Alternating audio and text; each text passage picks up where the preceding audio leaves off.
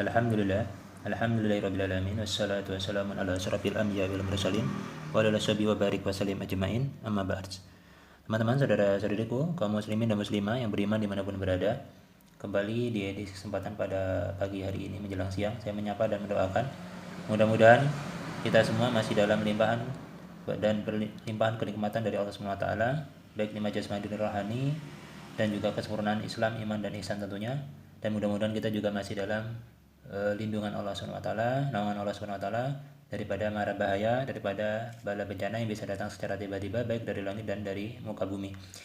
Teman-teman, pada kesempatan di kali ini izinkanlah saya kembali berbagi, menyapa dan berbagi pengetahuan kembali sharing kali ini di kitab Sunan Ibnu Majah di bab tentang zikir syafa'ah, yaitu bab yang menjelaskan tentang syafaat di kitab tentang juhud ya, jika dilakiruni bagian akhir dari kitab Sunan Ibnu Majah di subbabnya yang ke-37 di nomor hadis 4307 sampai 4308 insyaallah. Langsung saja merujuk kepada rawi hadisnya yang dari hadis yang pertama ini di 4307 dalam kitab Sunan Ibnu Majah.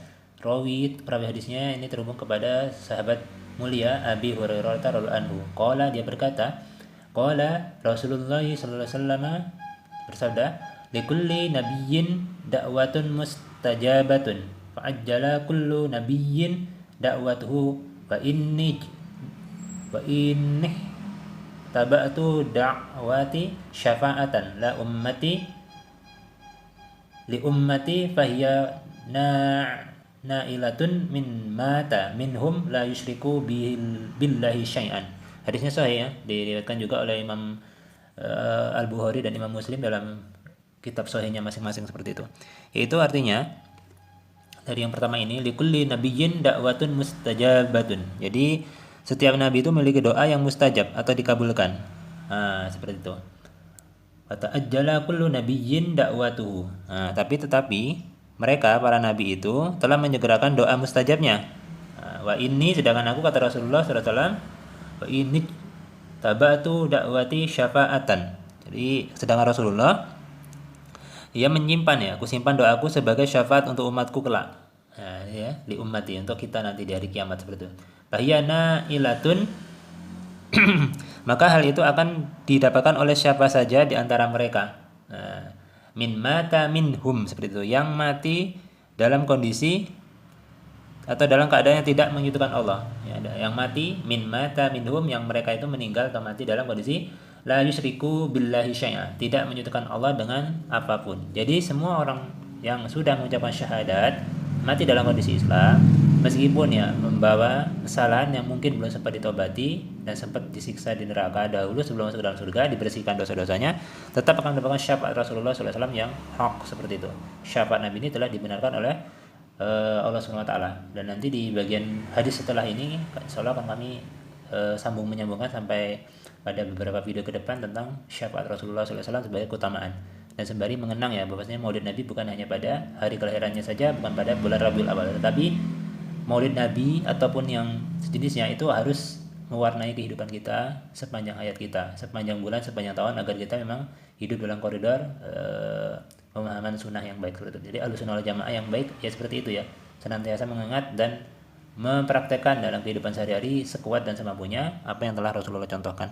Baik, di hadis yang selanjutnya di nomor hadis 4308 ya, ini 4308 masih hadis setelahnya. Hadis sahih juga diriwayatkan oleh Imam Tirmizi di nomor hadisnya 3148 seperti itu ya. Sebentar. Diriwayatkan di Imam Tirmizi juga selain di Sunan Ibnu Majah ini. Rawi hadisnya terhubung kepada Abu Sa'id ya, ini Abi Sa'id radhiyallahu anhu, sahabat mulia. Ia berkata, qala Rasulullah sallallahu alaihi wasallam, Rasulullah sallallahu alaihi wasallam bersabda, anna sayyidu waladi Adam, sesungguhnya aku ini adalah pemimpin anak Adam ya. Jadi kata Rasulullah SAW, saya adalah pemuka anak Adam, wala fakhra, dan tidak sombong. Ingat itu ya. Jadi Rasulullah menyatakan ana sayyidu, ini kalau dibaca dalam sholat itu jadinya sayyidina, baik di dalam sholat ataupun di luar sholat boleh kita Allahumma shalli ala sayyidina Muhammad, seperti itu. Ana sayyidu waladi Adam wala fakhra, jadi sesungguhnya aku ini adalah pemimpin atau pemuka anak Adam, seperti itu, dan tidak sombong. Selanjutnya Wa ana awwalu man man tanshaqqu man tanshaqqul ardu anhu yaumal qiyamati. Nah, selanjutnya, aku adalah orang yang pertama kali dibuahkan bumi atau dibangkitkan dari bumi pada hari kiamat. Jadi Rasulullah ini satu-satunya manusia ya, Rasul, Nabi yang pertama kali dibangkitkan dari bumi ya, dari tempat kuburannya.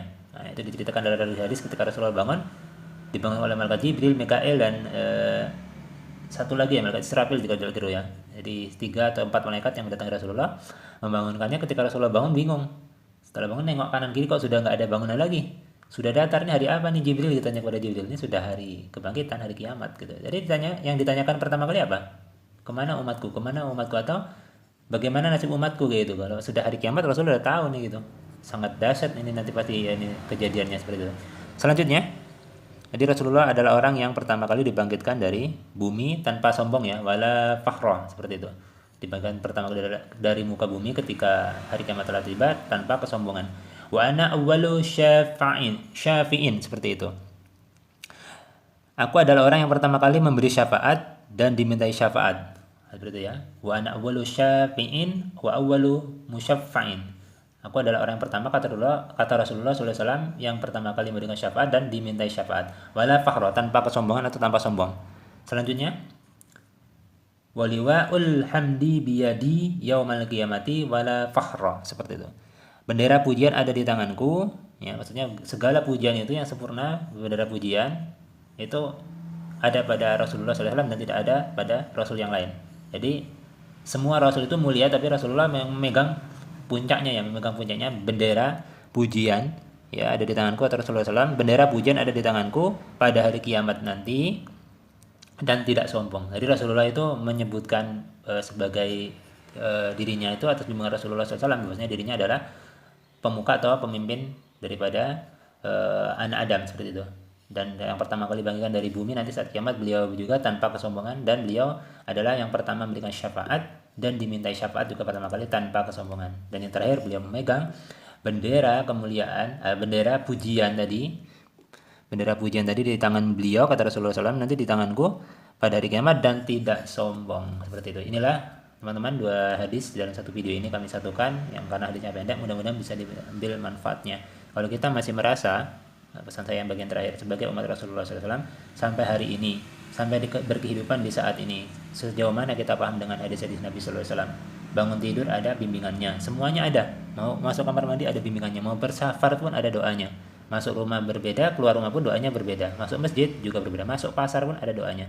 Jika tidak mengerti, maka bimbingan dari Rasulullah SAW minimal mengucapkan Bismillah atau Bismillahirrahmanirrahim, seperti itu. Itu sudah mencukup kebaikan. Dan setelah selesai melakukan pekerjaan, maka ucapkanlah Alhamdulillah, bagian dari bentuk kesyukuran telah selesainya suatu amalan atau pekerjaan tersebut. Assalamualaikum warahmatullahi wabarakatuh.